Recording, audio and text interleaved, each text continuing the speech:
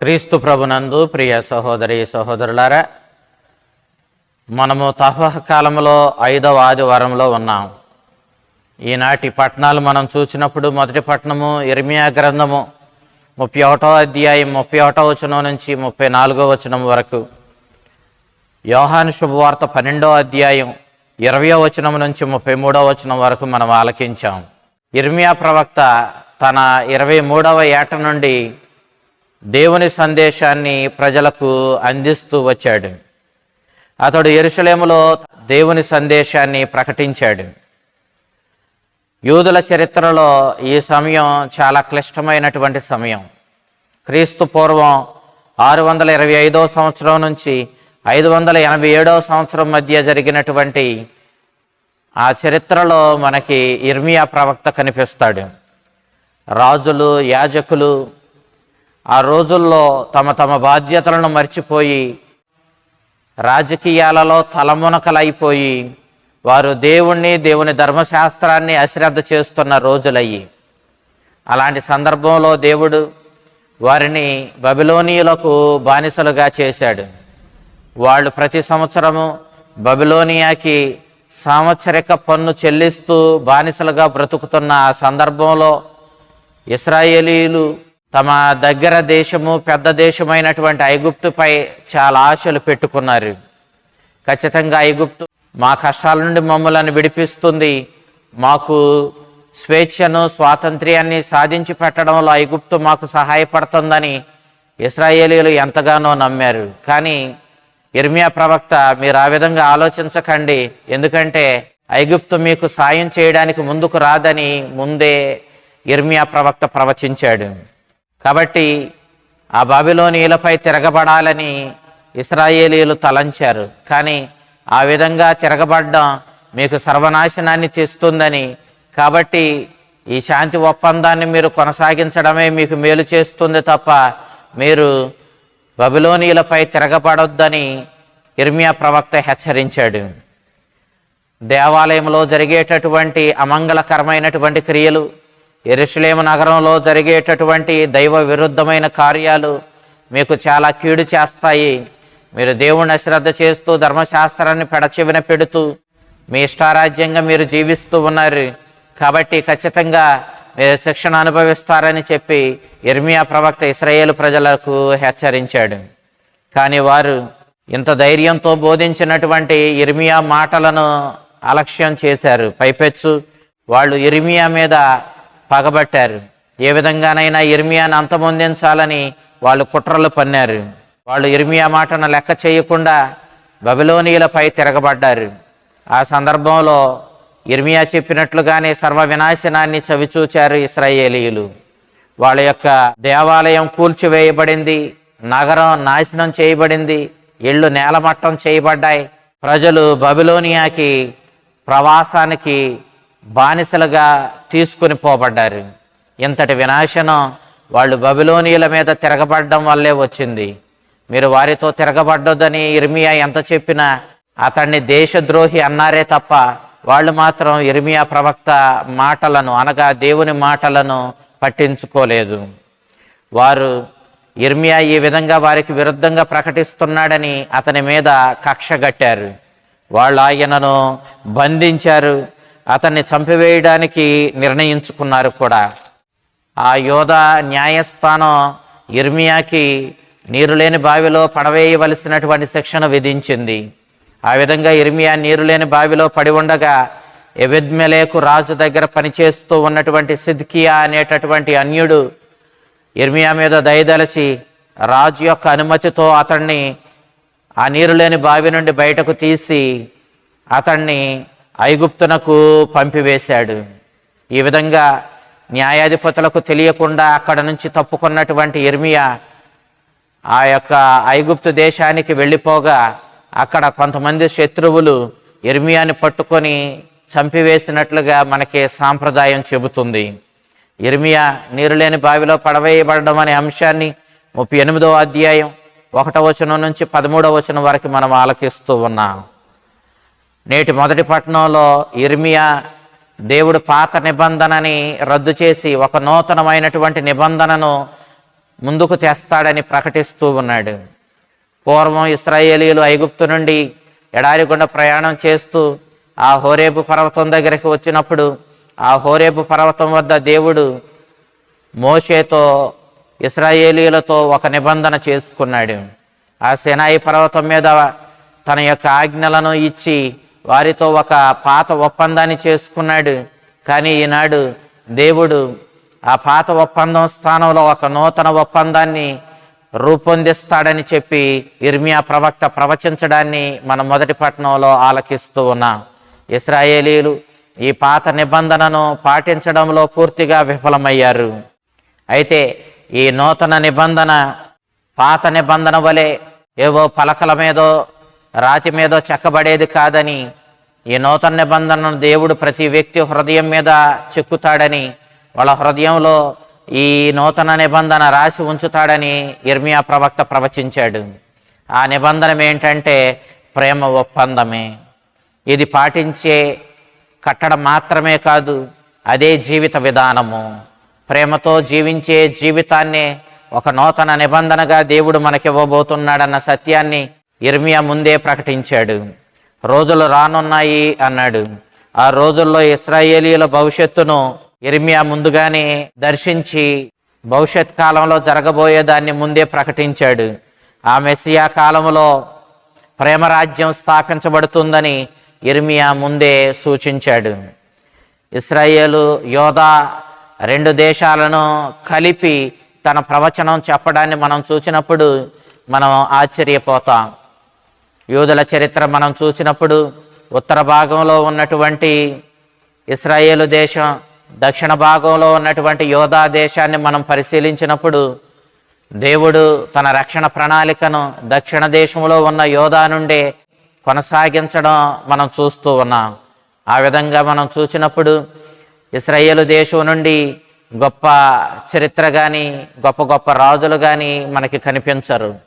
ఏదో ఇద్దరు ముగ్గురు గొప్ప రాజులు కనిపించిన దేవుని యొక్క రక్షణ ప్రణాళిక మాత్రం యోధా దేశం నుండే మనకు అందించబడింది. కాబట్టి బైబిల్ గ్రంథంలో ఇశ్రాయేలు దేశము అశ్రద్ధ చేయబడగా యోధా దేశము ప్రాచుర్యాన్ని పొందింది. కానీ ఇర్మియా ప్రవచనం ఈ నూతన నిబంధనను దేవుడు మానవాళికి అందిస్తాడని చెప్పినప్పుడు ఇర్మియా అటు ఉత్తర దేశాన్ని దక్షిణ దేశాన్ని అనగా ఇశ్రాయేలు దేశాన్ని యోధా దేశాన్ని రెండింటినీ కలిపి ప్రవచించడం చూచినప్పుడు దేవుడు ఇచ్చేటటువంటి ఈ నూతన నిబంధన విశ్వజనీనమైందని, ఈ నూతన నిబంధనను దేవుడు సమస్త జాతులతోనూ సమస్త దేశాలతోనూ చేసుకోబోతూ ఉన్నాడని, ఈ ప్రేమ సందేశం ఈ ప్రేమ ఒప్పందం ఒక్క యోధాకో లేదా ఇశ్రాయేలుకో మాత్రమే చెందింది కాదు, విశ్వజనీనమైనదని అన్ని జాతులకు ఇది వర్తిస్తుందన్న సత్యాన్ని ఈ విధంగా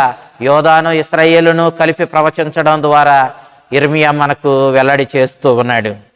దేవుడు ఇశ్రాయేలీయులతో నేను ఎన్నుకున్న ప్రజలు మీరు నా భాగస్వాములు, నా వధువు నీవేనని ఇశ్రాయేలు జాతిని ఉద్దేశించి దేవుడు పలకడాన్ని మనం చూస్తూ ఉన్నాం. కానీ ఈ పాత నిబంధనను ఇశ్రాయేలీయులు అశ్రద్ధ చేసి విగ్రహారాధనకు పాల్పడి దబ్బర దేవతల వెనకాల వెళ్ళారు.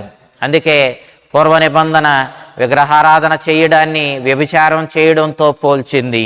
ఇర్మియా గ్రంథం 3వ అధ్యాయం 8వ వచనం నుంచి 9వ వచనం వరకు, హోషేయ గ్రంథం 2వ అధ్యాయం 1వ వచనం నుంచి 13వ వచనం వరకు, మరియు 4వ అధ్యాయం 12వ వచనం నుంచి 14వ వచనం వరకు మనం చూసినప్పుడు ఈ నూతన నిబంధన ఆ మానవాళి హృదయంలోనే రాయబడుతుందని, ఇది దేవునికి తాను ఎన్నుకున్న ప్రజలకు మధ్య దేవుడు ఏర్పరిచే ఒప్పందమని, ఇది శాశ్వతమైన ఒప్పందమని, వారి పూర్తి అవగాహనతోనే వారి పూర్తి చిత్తంతోనే దానిని దేవుడు ఏర్పాటు చేస్తాడని, ప్రతి వ్యక్తి పూర్తిగా తనను తాను దేవునికి అర్పించుకోవడం, దేవుడు కూడా పూర్తిగా మానవాళి కోసం తనను తాను అర్పించుకోవడం ఈ నూతన ఒప్పందంలోని ముఖ్యమైన లక్షణమని మనం ఈనాడు మొదటి పట్టణంలో గ్రహిస్తూ ఉన్నాం.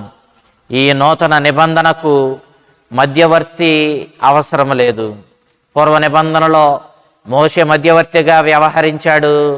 కానీ నేటి నూతన నిబంధన ఏ మధ్యవర్తి లేకుండా స్వయంగా దేవుడు వారితో అనగా తన ప్రజలతో మాట్లాడుకొని ఈ ఒప్పందాన్ని ఏర్పరచుకుంటాడని తెలియచేశాడు.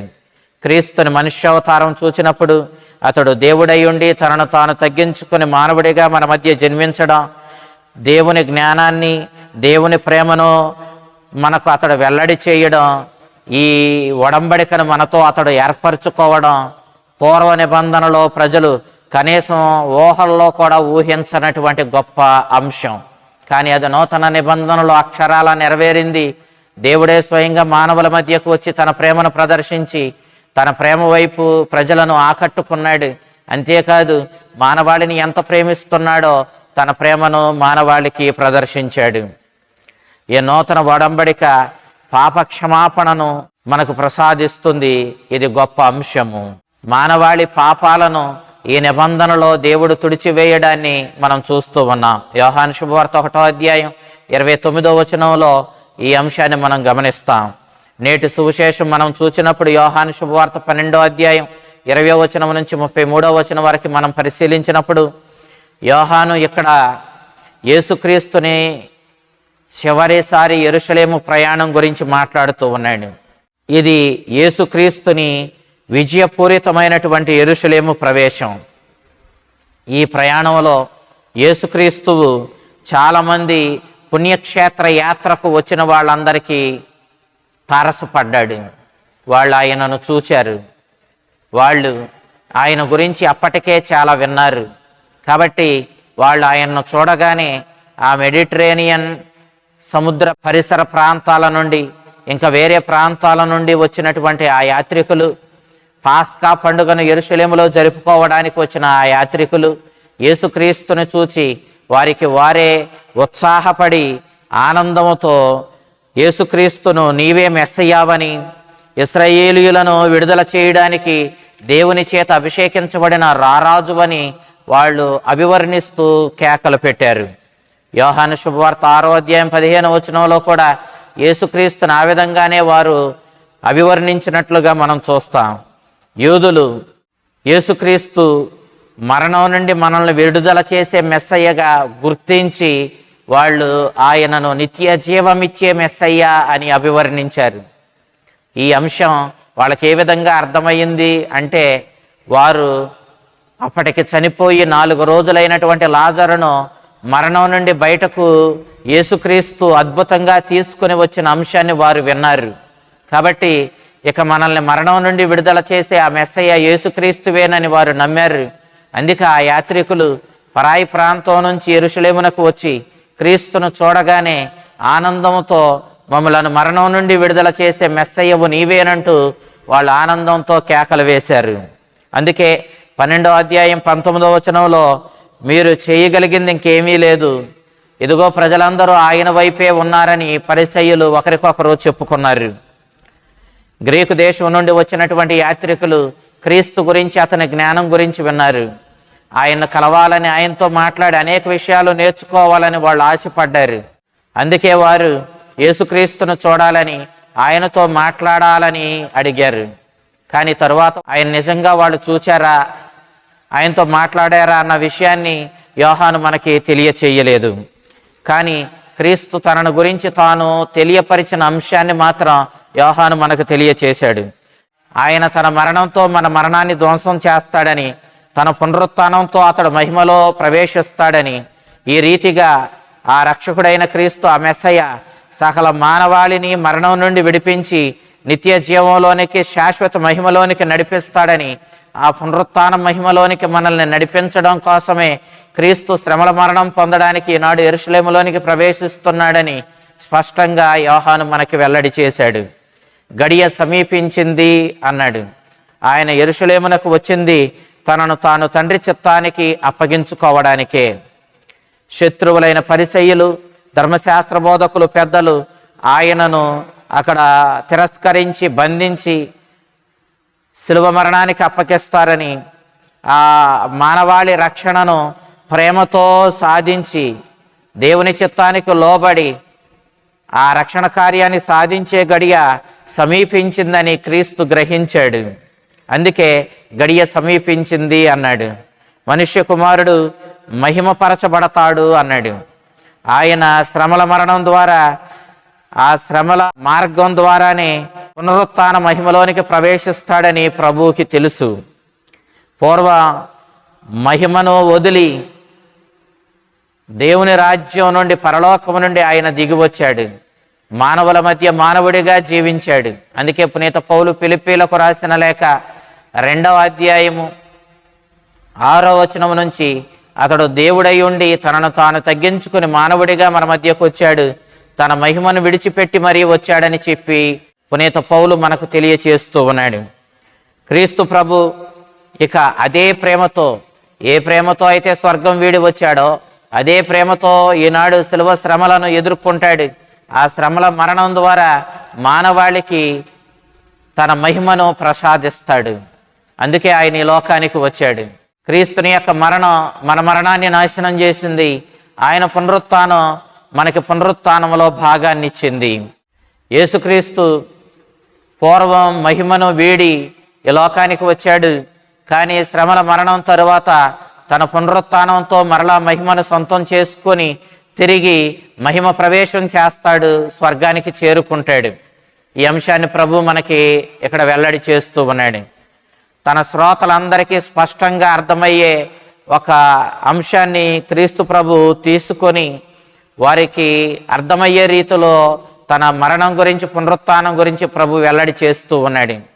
గోధుమ గింజ భూమిలో నాటబడి అది నశించినప్పుడు మన దృష్టిలో అది నశించిపోయినా కానీ అది విస్తారంగా ఫలిస్తుంది.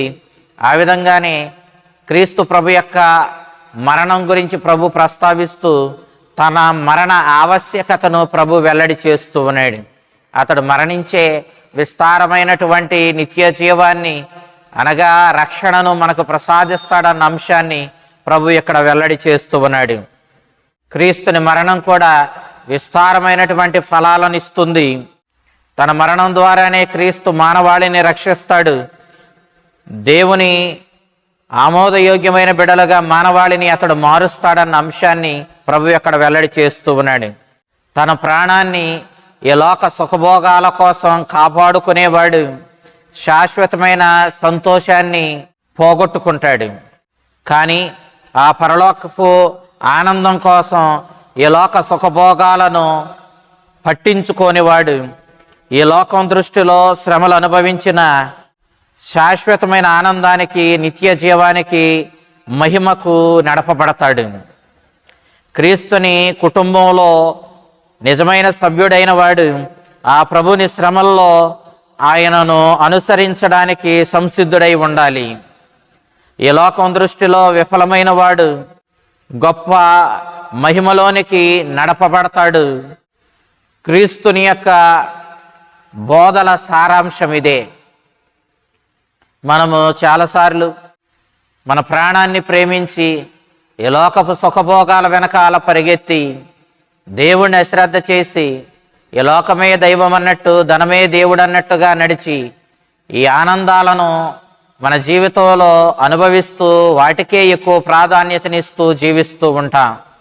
మనం ఏ విధంగానూ మరణాన్ని, శ్రమను మన జీవితాన్ని దరిదాపులకు రానివ్వకుండా ఉండడానికి చూసుకుంటూ ఉంటాం. కానీ వాస్తవం ఏమిటంటే మనం దేవుని చిత్తానికి లోబడి శ్రమలనైనా సహించి ఎప్పుడైతే మనము దేవుని మార్గంలో జీవిస్తామో మనం ఈ లోకం దృష్టిలో శ్రమలు అనుభవించిన వారిగా, మరణించిన వారిగా మిగిలిపోతాం. కానీ వాస్తవానికి దేవుని యొక్క మహిమను, నిత్య జీవాన్ని, ఆ పునరుత్థాన భాగ్యాన్ని మనం సొంతం చేసుకుంటాం. అందుకే క్రీస్తు ఈ లోకానికి దేవుడిచ్చిన ఏకైక మార్గం నేనేనని, నా వలే ఎవడు శ్రమలు అనుభవించి దేవుని చిత్తానికి లోబడి జీవిస్తాడో వాడే విజయంలోనికి, మహిమలోనికి నడపబడతాడని, మహిమను కోరుకున్న వాడికి నేనే మార్గమని ప్రభు ప్రకటించడాన్ని యోహాను సువార్తలో మనం చూస్తూ ఉన్నాం. పరలోకపు తండ్రి తన కుమారుని విశ్వాసపాత్రునిగా అనుసరించేవానికి శాశ్వత మహిమను బహుమానంగా ఇస్తాడని చెప్పాడు.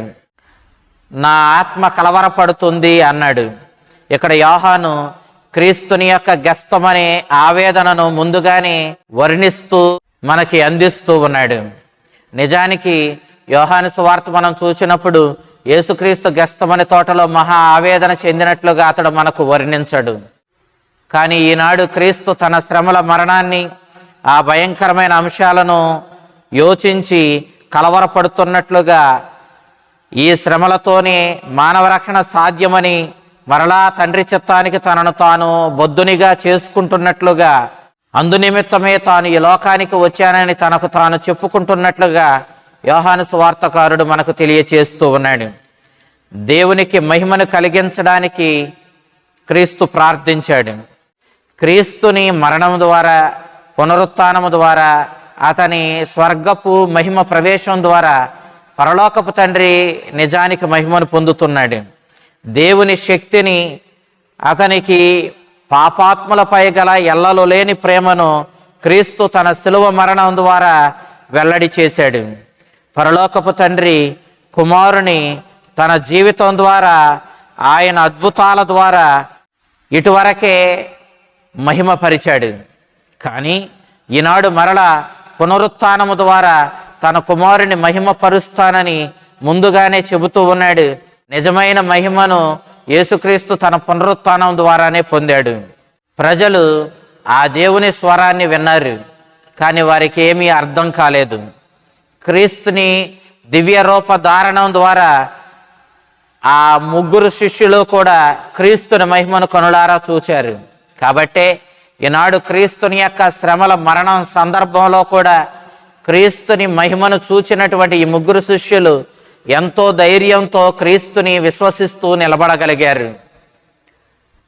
ఆయన శిలువ మరణం ద్వారా రానున్న కాలంలో సకల మానవాళి దశ దిశ మారిపోతుందని, తన శిలువ మరణం ద్వారానే మానవాళి యొక్క భవిష్యత్తును తాను నిర్దేశిస్తానని క్రీస్తు స్పష్టంగా తెలియచేస్తూ ఉన్నాడు. అతన్ని విశ్వసించి స్వీకరించువాడేమో క్రీస్తుని యొక్క మహిమను బహుమానంగా పొందుతాడని, ఆ ప్రభువుని విశ్వసించక అతన్ని తృణీకరించువాడు ఈ మహిమను పోగొట్టుకుంటాడని, ఖండించబడతాడని క్రీస్తు స్పష్టంగా ఈనాడు తెలియచేస్తూ ఉన్నాడు. క్రీస్తుని శిలువ మరణం సాతాను రాజ్యాన్ని అంతమొందించింది. క్రీస్తుని యొక్క నూతన రాజ్యాన్ని, దైవరాజ్యాన్ని స్థాపించింది. ఆ దైవరాజ్యాన్ని స్థాపించి ఆ దైవరాజ్యంలో మొట్టమొదటిగా వారసుడిగా మారింది యేసుక్రీస్తువే. ఇక ఎవరు యేసుక్రీస్తుని అనుసరిస్తారో వాళ్ళు కూడా ఆ దైవరాజ్యానికి వారసులు అవుతారు. కాబట్టి ఆ దైవరాజ్యపు మహిమను కోరుకొని మనం క్రీస్తుని అనుసరించవలసిన వాళ్ళమై ఉన్నాము. మనము శ్రమలను సహించుకుంటూ, నిందల అవమానాలను భరిస్తూ, దేవుని చిత్తానికి ప్రాధాన్యతనిస్తూ, మన సిలువలను మోసుకొని ఆ దైవరాజ్యపు విలువలను పాటించుకుంటూ ఆ దైవరాజ్యంలో వారసులుగా మనము తయారు కావాలని ఈనాడు ప్రభువు మనల్ని కోరుతూ ఉన్నాడు. క్రీస్తుని యొక్క శిలువ మరణంలో సకల మానవాళి యొక్క రక్షణ దాగి ఉంది. ఆయన ఆ రక్షణ భాగ్యాన్ని మనకివ్వడానికి లోకానికి వచ్చాడు. అదే ఆయన కర్తవ్యము. ఈ రక్షణ స్వీకరించేవాడు మహిమను, తిరస్కరించేవాడు ఖండనను పొందుతాడు. కాబట్టి క్రీస్తు మనల్నందరినీ ఆ ప్రభు యొక్క మరణాన్ని స్వీకరించడానికి, ఆ ప్రభుని అనుసరించడానికి మనల్ని ఆహ్వానిస్తూ ఉన్నాడు. క్రీస్తుని మరణాన్ని యోహాను ఎత్తబడడం అని వర్ణించాడు. శ్రమల మార్గంలో దేవుని అనుసరించిన ఇర్మియా, యేసుక్రీస్తు దేవుని చేత ఎత్తబడ్డారు. దేవుని యొక్క మహిమలోనికి వాళ్ళు భాగస్థులయ్యారు. ఈనాడు మనం కూడా దేవుని చేత ఎత్తబడాలి అని అంటే శ్రమలను సహించుకుంటూ దేవుని చిత్తానికి బద్ధులమై దేవునికి ప్రాధాన్యతనిస్తూ దేవుని వాక్యానుగుణంగా జీవించి మన జీవితాలను ఆ మహిమతో నింపుకోవాలి. ఆ దేవుడిచ్చిన రక్షణ భాగ్యాన్ని తనివి తీరా మన జీవితంలో మనం అనుభవించాలి. కాబట్టి ఈనాడు క్రీస్తు ప్రభు శ్రమలను ఎదుర్కొని తండ్రి చిత్తానికి బద్ధుడై జీవించడానికి, తద్వారా మహిమను మనకు తీసుకుని రావడానికి మన మీద ప్రేమతో యెరూషలేములో ప్రవేశించిన ఆ యేసుక్రీస్తు తనను అనుసరించి తన మార్గంలో జీవించి అతడు పొందిన మహిమలో మనము భాగస్థులమయ్యేలా చెయ్యాలని కోరుకున్న ఆ కరుణామయుడు తన మహిమలో మనకు భాగాన్నిచ్చి మన జీవితాలను ధన్యం చెయ్యునుగాక. ఆమేన్.